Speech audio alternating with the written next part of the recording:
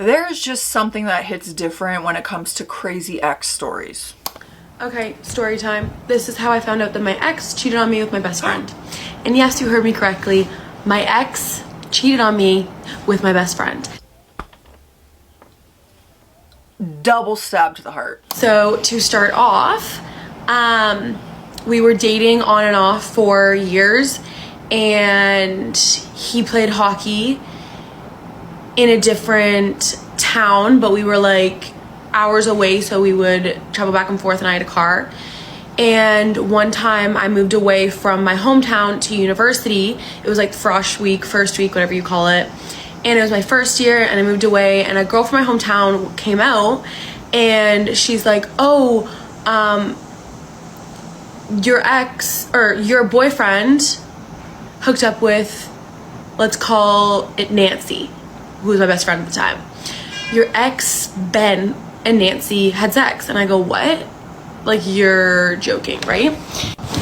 So, because I love confrontation and I do not care about situations like that, I decided to put Nancy and Ben into a group chat that night. Mind you, I was drunk and I was out, like, partying for Frosh Week. The drunk texts, never a good idea, but also, I respect it, in a sense, in this situation. So I put Nancy and Ben into this group chat, and I think the only thing I said was something on the lines of, I heard you guys effed. I said the word, but don't want to, you know, throw that out there, be too aggressive right now. And then I put my phone in my back pocket. And my boyfriend at the time was going off, like, I couldn't even put my phone down. It was buzzing so much, so I literally had to turn my phone all the way off because he would not stop calling me, he would not stop texting me, he's freaking out. He's like, that didn't happen, who told you this, what's happening, blah, blah, they're lying. Talk to me, blah, blah, blah. And the only thing my best friend said, one thing, all she said was, you're drunk, shut up. So, at the time, I was young. I texted my other best friend, and her real name is Ivana. And if your best friend is willing to hook up with your boyfriend, I'm not truly surprised by her response being like, shut up, you're drunk. Yeah, it's coming from someone who fucked my boyfriend. So a few other friends and my mom, and I was like, I heard this, I don't believe it, right? And they're like, there's absolutely no way. Like, she came to your house when he was there, like, you guys all sleep over in the same house, like student house together, like, there's absolutely no way. Like, you tell her all of your relationship problems and stuff. Like, there's literally no way a human being could stoop that low. And like, we're family friends too. Like, our moms are friends, our like siblings went to school together, like, we were close for a long time. So essentially, I didn't know what to do and I was freaking out. So the next morning when I turned my phone back on, because I was like, I'm not dealing with this tonight. This like couldn't have happened. And I was like, in my head, I'm like, this literally could not have happened. I was just about to ask, what would you guys do if your boyfriend hooked up with your best friend? And the answer is simple. Bye. Let them live with it. I do nothing. I move on with my life. I heal from that situation on my own. You can both up yours and wish you well. Anyways, but let me know what you'd actually do. Okay, so story time on my crazy ex, okay? And I just want to preface, this was like my first ever like girl relationship, so like that also means a lot. But also, this was only, all this stuff that happened was only in the span of like 2 months, okay? Like 2 months. Okay, so basically to start off, like, you know they're crazy when it's only 2 months. The first time we ever like really talked to each other, she decided to text me how she was going to, like, she was basically going to meet up with this girl to sleep with, but she didn't because I texted her. So she wasn't gonna sleep with the girl because I texted her. Wow, thank you so much for doing me that favor. Like, what? And then, like, you know, you have your classic love bombing, obviously, and basically telling she loves me in the first few weeks. And of course I'm gonna eat that up because it's my first ever relationship with a girl, right? Then this is when it all started, when she started getting mad at me, because girls or like guys would like call me pretty, but she'd get mad at me and I'd be like, bro, what? All right. And then it started to get where she would just get mad at me and she'd like want attention from me because, like, I mean, I played basketball, so I was like definitely not active for like a good 3 hours a day, but there's 24 hours in the day. Like, bro, I have hours to talk to you. Anyways, there was one instance where she, like, we got on FaceTime and she like got really mad, threw the phone down, and was like, I'll be back. And I was like, all right, cool. She like went on mute, and I was just sitting there, and I come back, she's drenched in water. I'm like, did you just take a shower with your clothes on? And she goes, no, my mom tried to drown me. I was like, that's literally attempted murder. Like, that's not true. She goes, yes, you did. Ma'am, hang up the phone and call 911. And bro, when I tell you this girl's shirt looked like she just threw water on herself, I was like, what is wrong with you? And she was just like, I just wanted your attention. I was like, you did. Oh. You do all that. Like, what? Oh, it wasn't true. Here I am genuinely believing that something crazy just happened. No, just a crazy person telling the story. Oh, wow. And then this is when like that like manipulative like feel bad for me stuff started to happen. And like she came up with this one story. Well, I don't know if it's made up, but like it doesn't sound real. Where she said her sister-in-law would beat her so bad that she broke her ribs and was like in the bed, like bedridden for like 3 weeks. And I was like, did you eat? Did you drink water? And she's like, no, I didn't. You would have died. Anyways, and then she'd say how her sister-in-law would come in her room and beat her and then throw her, like she threw her. So the reason she broke her ribs is she threw her into the dresser. And I was like, okay, like why didn't you go to the hospital? And she was like, my mom wouldn't let me. My mom wouldn't dare. I was like, there's no way. And then she'd talk about how she'd go to the hospital and she'd have visible bruising, like all over her body, like visible, all over her body. And I was like, the doctors are supposed to say something, like they're mandated reporters, like they're supposed to report stuff like that. And she'd be like, no, they won't. My mom wouldn't listen to that. Like, or they wouldn't listen to my mom. Huh? That's not true. I mean, if all of that is made up, it's pathological liar. I've been around some pathological liars, and the stories they tell are like so bizarre, and you're like, huh? And they fully believe it to be true. After you've already admitted that you made something up and you were doing it to get attention, no one's gonna believe anything you say after that, even if it was true. You thought your ex was bad? Let me tell you about mine. I've been on my Just Alina headband. There's a lot of stories from this ex, but this one's probably the most crazy. So this was a really toxic relationship. Like, I constantly found things on his phone that shouldn't be there. Like, it was not the first time that something went down. This time I looked at his phone and I saw that he started following and messaging this like girl. I don't even remember her name anymore, but she was from Miami and she was like an artist, and his excuse was that she was a girl that his friend was talking to, and he was just DMing her and making sure that she was being, you know, faithful to him. I am not buying that. If you can't come up with a better excuse, yeah, right. And man, was I gullible at this time. Like, I would just believe this stuff that he would say. But I didn't really think anything of it. It was kind of like a small fight. I was like, okay, well, just, you know, don't. Like, that's weird. And like a few weeks later, I see that he's texting a number that I do not recognize, and I'm like, who is this and why is it like a girl texting you? Now at this point I didn't even remember the name of the girl that was originally like on Instagram, but I was trying to like figure out what was going on, because I was like, why are you texting this person? Like, this isn't right. We know but he stuck to his story saying that he was talking to this person for his friend, which of course I couldn't double check with his friend because then he'd be upset. Then like a week later or so, I find text messages while he was sleeping. I looked at his phone, no shame. This relationship was so bad, like that's the only way I could get any information, dude.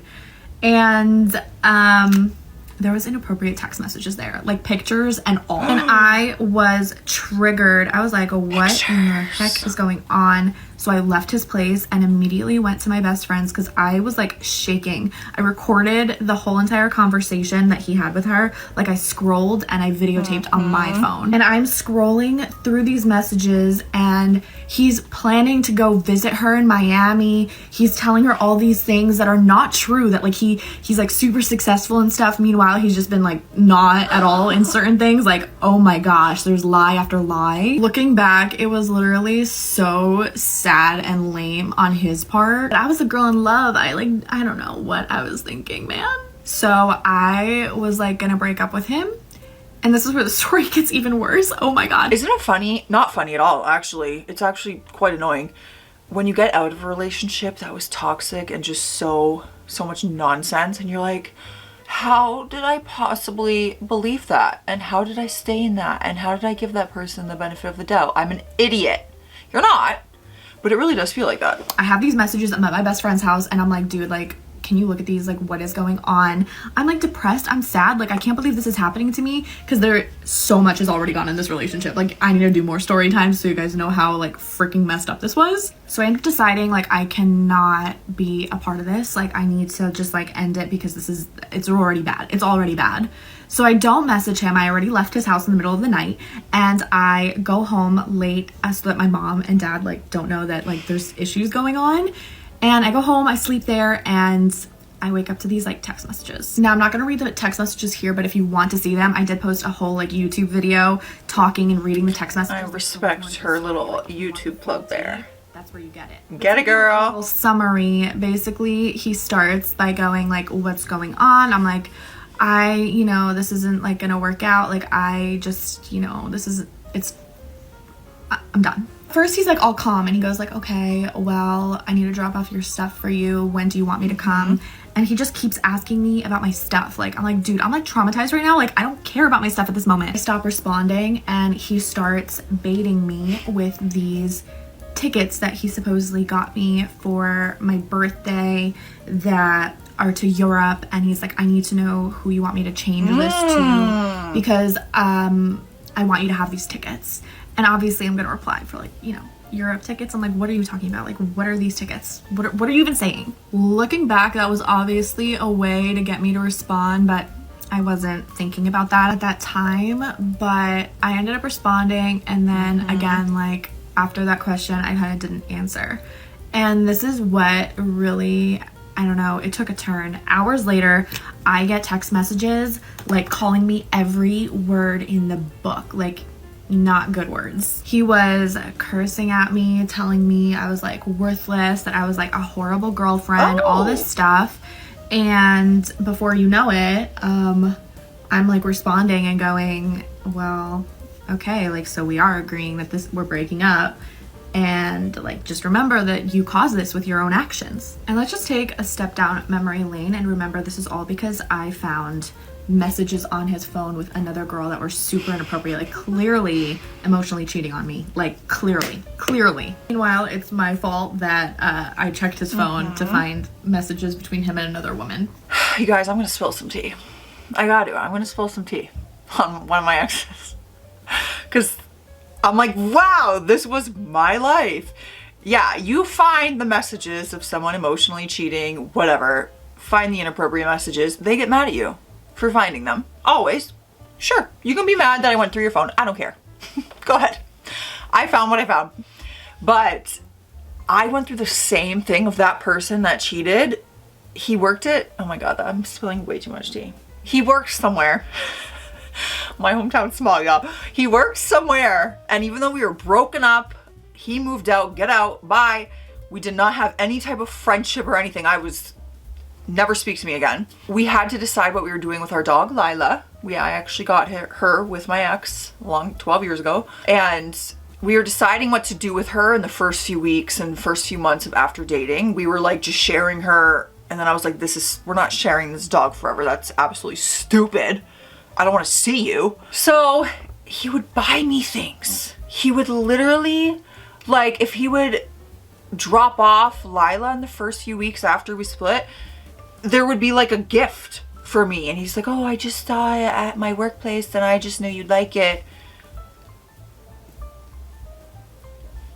I would have liked that you just never cheated on me. Keep the gift. Keep it. I just wish I wish this didn't happen. Like, it was so annoying all the time for months. And then even after I took the dog and we just went our separate ways, still, oh, I just saw this laptop case and I thought you'd like it. Left it on my porch one day. That doesn't make sense to me. Doesn't make sense to me. Anyways, that's all the tea I'm spilling today. I have so much. Anyways, I will let her continue with her story. So anyways, I am reading these messages of him cursing me out, calling me all these types of things. And I say, Just remember, this is your fault. Like, don't twist this on me. Do not gaslight me and tell me that it's my fault that I look through your phone when you're literally messaging other women. I'm so grateful I had my friends during this time, because like I literally kept forgetting, like the way that he would confuse me, I would not be able to keep track of things. Like I would forgive him. So my friends being on the other line and stuff like was literally a lifesaver, being like, no, you're not wrong, because he literally was messaging other women. So after I don't respond to being cursed at through text messages, he comes back and texts me that he did this amazing thing to win my love back. He got a brand new phone number, deleted all the contacts on his phone so that it was literally only me. So that, you know, there's nothing to worry about. If you need to delete all the numbers on your phone in order to keep yourself from messaging other women, I think that's a self-control problem more than too many people in my phone contacts problem. And there's another story time, another day, when I was also questioning him about things that were on his phone, and instead of letting me look at his phone, he threw it in a pool. I respond to that by going like, it's too late for that. And he goes, why? Did you move on already? Yes, it took me literally 24 hours to move on from you. It's not the fact that I saw sexual and inappropriate messages between you and another woman. Again, I stopped answering for a short while, like a few hours, because I am processing. And then I start getting messages of him telling me that he needs to talk to me, he's in a horrible place, and that if I don't answer, he's gonna do something bad to himself, which he's done before and has never done anything. And I just wanna say that's a really like horrible thing to do to a person, to put them in that position. Next morning I receive texts going, I'm at your house. He knocks on the front door, walks in with flowers. My mom opens because she doesn't know that there's a whole fight going on. Tells me how sorry he is, gives me the flowers. I am stunned. The woman was too stunned to speak. Drops down on one knee and pulls out a ring. I had to play along to his delusion and basically go, I'll hold on to this, but this doesn't change the behavior. That's insane. The switch up of emotions is wild sometimes during a breakup, especially when they've done something wrong. Like, oh, I went through every phase of that. The really bitter phase, calling me every name in the book, you're at fault, you did this, and then the, oh, crying, I'm sorry, me. Like, oh my God, just keep the same energy, call me a crazy bitch and be on your way. If you think that you have a crazy ex-girlfriend or ex-boyfriend story, I have you beat. This morning, I was in a parallel universe, also known as the bus. I still don't have a car, and as much as I need to be done with the bus for my mental health, I have never heard more wild stories in my entire life than I have in the last week and a half. Okay, so when I get on, there is a man that is already sitting behind me. He's a college student, and I know that because he has a backpack in the seat next to him, and he has a beanie that says fob. Full disclosure, I thought legitimately meant like he had a hat for a key fob. Till a man gets on to the next stop and starts walking down the aisle and is looking in my direction, and it's like, what's up, dude? And I don't know this man, and my, of course, natural reaction is to be like, what's up?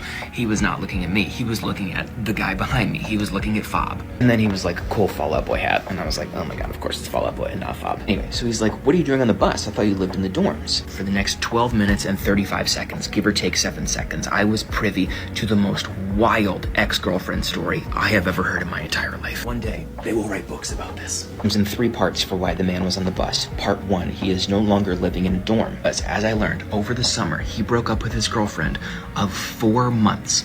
That is it, just 4 months. And she was so upset that during the first week of move-in into the dorms, the very first week, he found out what dorm that he lived in, somehow got access to it, broke in, and put raw chicken all around his dorm, everywhere. How much raw chicken, I don't know. He didn't give details, but it was certainly enough to where the stench was so bad that the dorm was deemed unlivable. That's so gross. Just picture the smell of raw chicken. I'll throw up. I don't handle... Y'all, can I just tell you what I was about to say? Because you can hit, yeah, you gotta destroy me in the comments. I was about to say I don't handle raw meat well.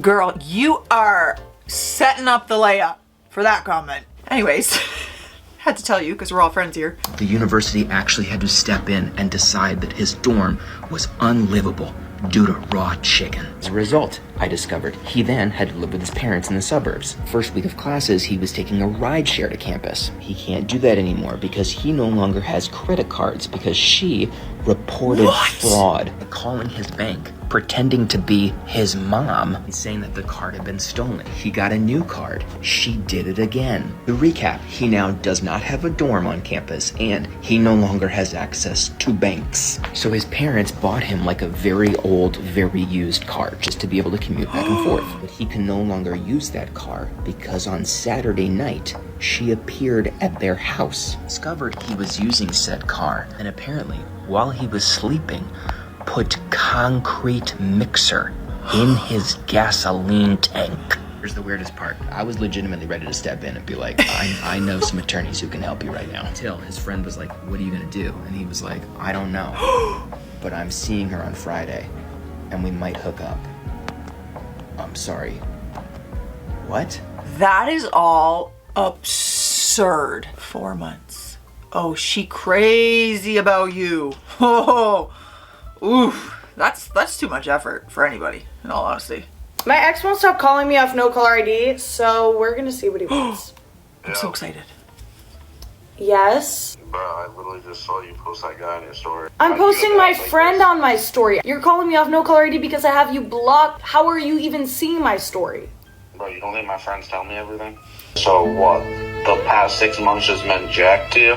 No, you were texting other girls. Now that we're broken up, this is like, who really cares at this point? I was gonna see if you want to go to the casino, but if you're posted up with another guy, then whatever.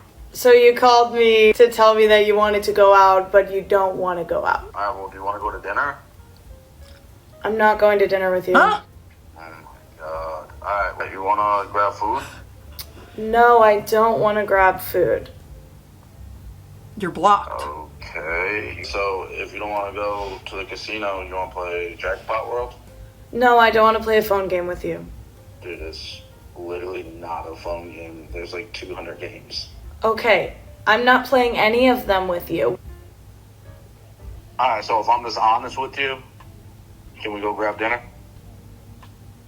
If you're just honest with me. You weren't honest with me, so now we can't grab dinner. Do you understand? Does that make sense? Yeah, I'm not even giving this person a minute and a half of my time, if I'm being fully honest. You're blocked. I'm not answering that call. You want to try on a no call? Still not answering. I blocked you for a reason. I'm not entertaining that. That's so annoying to me. We're hopping on Hydration Station, and of course, if you had a crazy ex, I want to hear about it always. I'm always in the comments trying to see if any of y'all can relate, because I'm like, let's spill the tea. Let's spill. I have one crazy ex. Looney Tunes. Looney Toony. Cheers. Cheers to crazy exes. Hope you're hydrating. Let's talk about my toxic ex. Okay. I'm 26 and I was 17 when I had my first ever boyfriend, if you would call it so. I honestly went to an all-girls high school for 5 years. So when I went out, I didn't have any guy friends, nor did I know anything about how guys were. Back at the time, that made me a lot desperate when I went to Dawson, so in Montreal. I was craving man attention, I was craving their love, I was craving their physical attraction, and all of the sort, anything that you can think of. I just wanted it, and I kind of needed it. So I went on all those dating apps, but nothing ever ended up going anywhere. Until I met this guy, Italian, and if you're from Montreal, then you definitely recommend not dating one of these. So an Italian from Saint Leonard. Mama's boy, doesn't take care of anything. The oldest guy of their family of 3 guys. It was really, really something. So on Valentine's Day of 2015, at the time, I was quite desperate. And I was looking for somebody to carry me off and let's sail into the sunset. Honestly, I'm not over the fact that you went to an all-girls high school for 5 years. That sounds like a nightmare. Coming from a girl, okay? Girls in high school, catty, petty, oh, mean, cruel. No, do not sign me up. I ended up seeing a sign and a guy walking with a sign saying, "Kiss me, I'm desperate." And like, honey, I was, so I did. That led us to being in a relationship for 2 years. 2 years. He was 19, I was 17, had no experience, nor did he.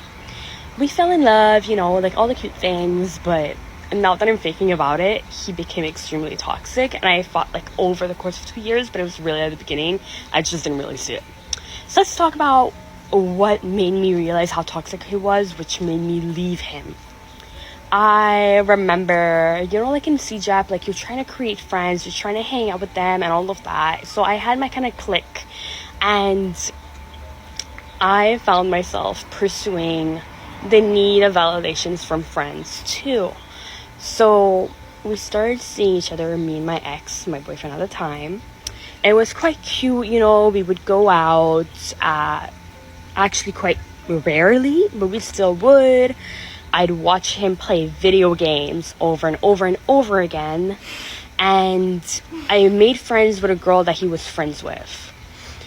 And this girl and I became best friends, and I would tell her everything that would happen in my relationship because I've never been into one, so I kind of needed the help of somebody that was in a relationship that I had known. And pretty much he made me write him a letter that said and had me sign a contract saying, I will not be friends with this girl anymore, and I will not talk to her about us anymore. Signed, Layla.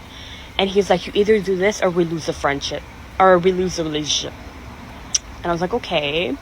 Yeah, you lost me at contract. You can take that pen and paper and shove it up your ass. Whatever, I'm young, I'm naive, okay, I'll sign it, there you go. I ended up realizing that that was just the beginning of a very controlling, emotionally abusive, and anything toxic related relationship. The second thing that he did is that he would always go out with his friends and get really, really mad when I try to contact mine. I remember him showing me a video of why you shouldn't be on your phone. So he didn't want me on my phone at all when I was with him. But whenever I was with whenever I was with my family, I needed to be constantly 24/7 on my phone. And at the same time, I'm like, How oh my God, he loves me. He like whatever, all of this, you know. And I was like, okay, like he just wants my attention. He wants my love, the thing that I want from him. So that's what I did. I respected his wishes. No. Oh, one thing that I forgot to ask, I made him ask me out. Well, I made him actually, I asked him to be my boyfriend, not vice versa. And that to me, I was like, okay, whatever, like I'll do it because, you know, I need a boyfriend, whatever. But it wasn't obviously the way that I planned it to be. What else? Yes, so his mom tried to come in between us, tell him to stop dating me, tell me to stop dating him, and all of that. And then the one thing that really, really got to me was the fact that, like, it was New Year's Eve, and, like, the day before New Year's Eve, he went to, the gym with his friend, and he kept blaming me for everything. He's like, oh, you kept enforcing that I say yes to everything, so obviously I changed because of you, and, like, screw you, like, I don't want to date you anymore. And then he kind of, like, made me, like, flip-flop around if I'm gonna be with him, if I'm not, based on what he was seeing and what he wanted. His brothers always laughed at me, made me seem like I was wasting XP whenever I was hanging out with him. He never officially took me out on any other dates other than the first couple of months. And he was kind of just using me for the sexual activities. Ew. The one last straw that I would say in this conversation is that, well, two. The first time that I went to Spain was with my family, and again, like, we only had Wi-Fi at a certain point if we wanted to stay at the reception, but then that would mean that I would lose out on the beach days and going out with family. But I was like, okay, whatever, it's fine. I'm gonna text him. Like, I don't really like Spain anyways. And every single time that I didn't have Wi-Fi, he kept bombarding me with texts, blah, blah, blah, to the point that I felt very suffocated by the time that I came back. And the second thing is that I had a lot of losses. Well, two, when I was seeing him. And the first one was my cousin. And you know that in your family, there's surely one person that you feel most connected with. And this person was mine. So when I heard the call and I received the call that my cousin had passed away, I pretty much called him right away. And I'm like, I need you to come pick me up. So we spent the day together. It was kind of cute. And then when we got back to his house, he's like, okay, like, are you not gonna stop crying? Like, it's been a day, like, calm down. And then right away I was like, oh my god, like, I need to be able to, like, leave. Like, what am I doing? But it was really, really toxic. Like, I had lost all my friends because of him. I had nobody else to hang on to. And I kept feeling like it was my fault. Like, I didn't deserve any friends. I didn't deserve any love, any pure, positive love. And I felt stuck. So one thing led to the other. I met somebody else. I ended up cheating on him for him to kind of, like, leave me alone. And all the people are going to say, like, oh my god, like, why'd you do that? Like, this was the best decision that I possibly ever had to make, because he was actually hurt. And it made me realize that I did deserve a lot better than that. I mean, I don't agree with cheating. I think you just break up with someone, especially if, you know, you have the intentions of cheating. Just leave them. You left him anyway. It just makes me sad because she was 17 and he was 19, and all those stories, I'm like, oh yeah, you know, the immaturity, they're young, the insecurities, the control. It's just, that happens also when you're older, but especially when you're young, you're so naive. 17, your first relationship, ugh. So the amount of time that passed between telling my ex-husband that I wanted a divorce and it actually being finalized and him moving out was about 8 months. And he made those 8 months as miserable as possible. I was just reminiscing about it, and I was wondering what kind of crazy stuff your exes did during the breakup. Because this man actually, he put a nail in my tire while I was parked in the garage. And I know you might think, oh, you can't prove that. The man at the tire place who fixed it said it was obvious that someone had done it intentionally based on where the nail was and how it was in the tire. And I had heard the popping sound when I was backing out of the garage to leave for work that morning. So I know it happened in the garage. I heard it happen. It was him. I also had to wear a key around my wrist and lock my bedroom during the day when he was home, because I found out that he had been going in my room and he stole all my jewelry out of my jewelry box, any of the jewelry that had any kind of value, including the Mother's Day necklace that the kids had gotten me that had the birthstones in it. Never saw the jewelry again. I'm assuming he pawned it. Oh my gosh. I also found out he had been going through my trash cans and collecting receipts for whatever I spent money on and keeping a tally. And then he confronted me with my monthly spending total or whatever. And I don't know what he thought that would accomplish, because I was the one earning the money. Like, I made 4 times what he made. Our monthly mortgage payment was more than he brought home in a month. So the money I was spending that he felt I was spending frivolously was the money I earned. I think what prompted that was he had found a Victoria's Secret bag in the trash and lost his mind over it. You would have thought he came home and found me having an orgy on the kitchen counter because I bought myself new bras.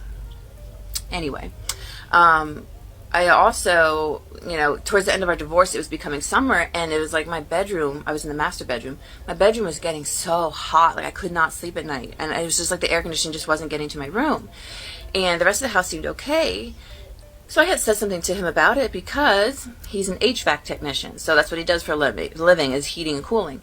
And I said something to him about it. He said he'd look into it. But then later that day, I did some research, watched some YouTube videos. I decided to go in the basement and take a look myself, because I didn't want his help. And come to find out that the air duct that leads up to the master bedroom, it was labeled master bedroom, the little lever was turned and the duct was shut. So none of the air conditioning was getting up to my bedroom. So I fixed it. And then when I confronted him later that evening about it, he just lost his marbles. Like, he called me every awful insult under the sun that you could possibly imagine. And then proceeded to punch a hole in the wall. Because that's how he reacted. Anyone who punches a hole in the wall. Just like the way he treated the kids Thank throughout you for the whole showing me separation who you and truly divorce. are. Like, he Thank you so terrorized much. all of us. And he acted like, oh, you're tearing this family apart with wanting a divorce, and I'm never going to see my kids. And then he proceeded to treat them like shit the entire time, and not wanting anything to do with them afterwards. So obviously he didn't care about losing the children. He cared about losing the lifestyle that he got from being with me. But it's just like the audacity of it all. And I was just wondering what all you guys have been put through when you were going through a breakup or a divorce. All right, guys, if you've been divorced, was it, you know, a very amicable, civil divorce, or was it hell? My parents are divorced, and my mom in more recent years got divorced again. So I have been around divorce quite a bit. Let me know. Let me know your stories. Stay classy out there. Stay fancy, and I'll see you tomorrow.